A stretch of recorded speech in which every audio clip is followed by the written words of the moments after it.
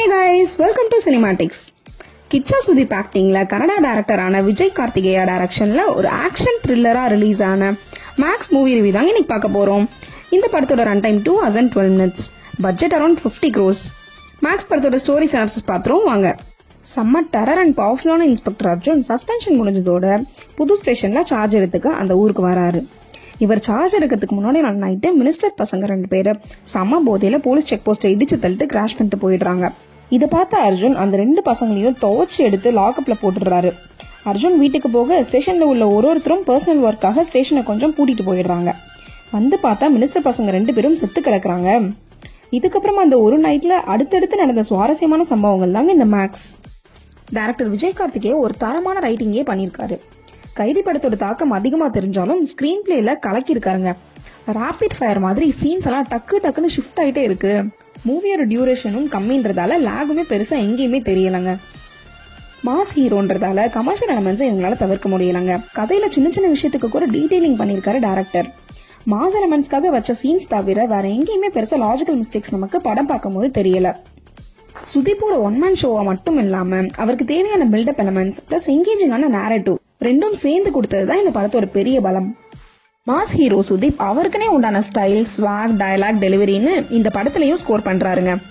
ரொம்பவே எஃபர்ட்லெஸ்ஸான ஆக்ட் பண்ணிருக்காருன்னு தான் சொல்லணும் அவர் ஸ்கிரீன் பிரசன்ஸ் பார்க்கும்போது. இவருக்கு அடுத்து இளவரசுக்கு நல்ல ரோல் கொடுத்திருக்காங்க. எமோஷனல் சீன்ஸை பார்த்தா நமக்கே அழுக வந்துருங்க, அந்த அளவுக்கு ஃபீல் பண்ணி நடிச்சிருக்காப்ல. சுனில் வரலட்சுமிக்கெல்லாம் பெருசா ஸ்கோப் இல்லைனாலும் அவங்க ஆக்டிங்கும் பக்காவா பண்ணிருந்தாங்க. மியூசிக் டைரக்டர் அஜ்னீஷ் லோக்நாத் மியூசிக்ல பிஜிஎம்லாம் டாப் கிளாஸா இருந்துச்சுங்க. மாஸ் சீன்ஸ், ஃபைட் சீன்ஸ் எல்லாம் திரை தீப்பிடிக்க இவரே முக்கிய காரணம். ஒவ்வொரு சீக்வன்ஸ்க்கும் டென்ஷனை ஏத்தி விட்டு சீட் எட்ஜில் உட்கார வச்சிட்டாருங்க.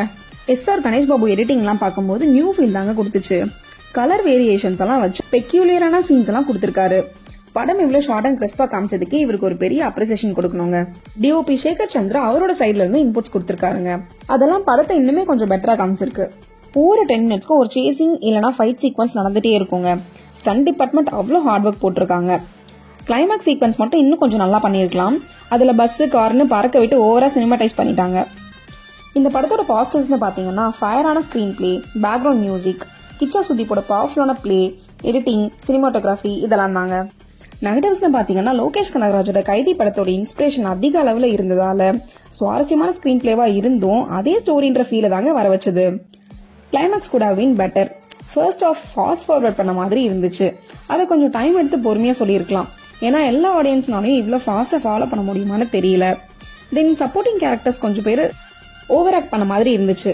ஓவராலா தியேட்டர்ல போய் எக்ஸ்பீரியன்ஸ் பண்ண வேண்டிய நல்ல படம் தாங்க இது. So don't miss out the firing screenplay and alternate reality of Kaidi in Max. Cinematics rating for Max is 8 out of 10. Thank you guys.